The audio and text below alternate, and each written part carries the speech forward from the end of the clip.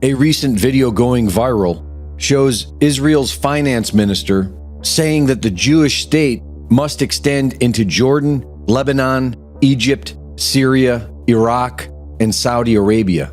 But he's been saying this for over a year. Look, the Jordanians, for starters, did not like the statement, but even less the setting of the stage, with Smotrich giving the statement he gave the address on the podium was a map of Greater Israel that includes parts of modern-day Jordan, and that's what got Amman to blast the statement. They said that Smotrich's actions constituted an act of reckless incitement as well as a violation of international norms and the peace agreement between Israel and Jordan. The deputy speaker of Jordanian parliament took it a step further, calling on the Jordanian military to, quote, take up arms, and saying that all options should be on the table for Jordan given the extremist statements. Some Israeli soldiers wear the Greater Israel patch on their uniforms. Many Israelis believe it is prophesied by God, and the radical American prophecy Christians agree. But what I'm saying is, I believe eventually our borders will extend from Lebanon to the Great Desert, which is Saudi Arabia, and then from the Mediterranean to the Euphrates. And who's on the other side of the Euphrates? The Kurds. And the Kurds are our friends. So we have the Mediterranean behind us, the Kurds in front of us, Lebanon, which really needs the umbrella of protection of Israel.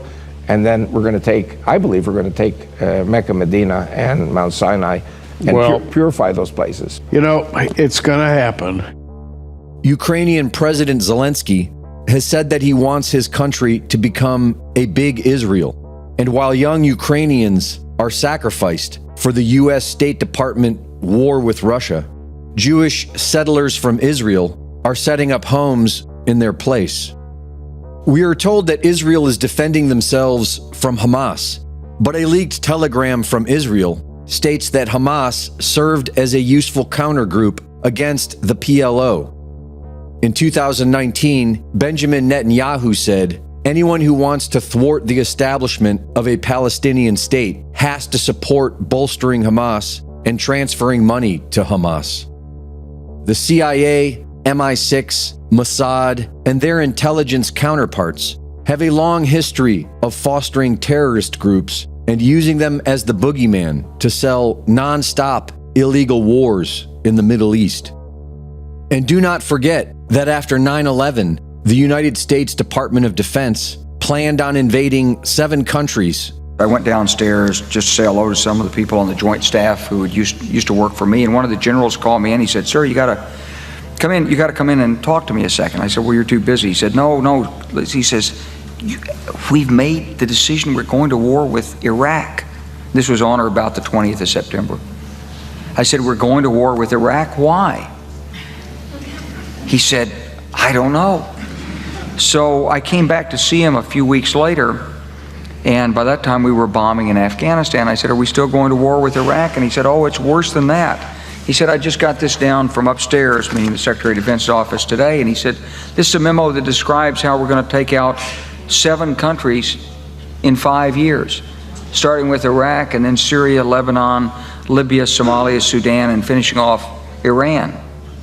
Israel and the United States continue to bomb Lebanon, murdering countless civilians, shooting young children in the head, and pushing closer to a war with Iran, a war that will inevitably pull Russia into the conflict.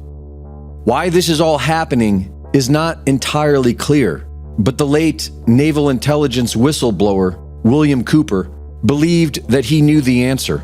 Israel was created as the instrument to bring about the Battle of Armageddon and the fulfillment of prophecy, a war that will be so terrible, where nuclear weapons will be used, so that the American citizens and the other people in the world will get down on their knees and beg for no more war. And what is the answer to that?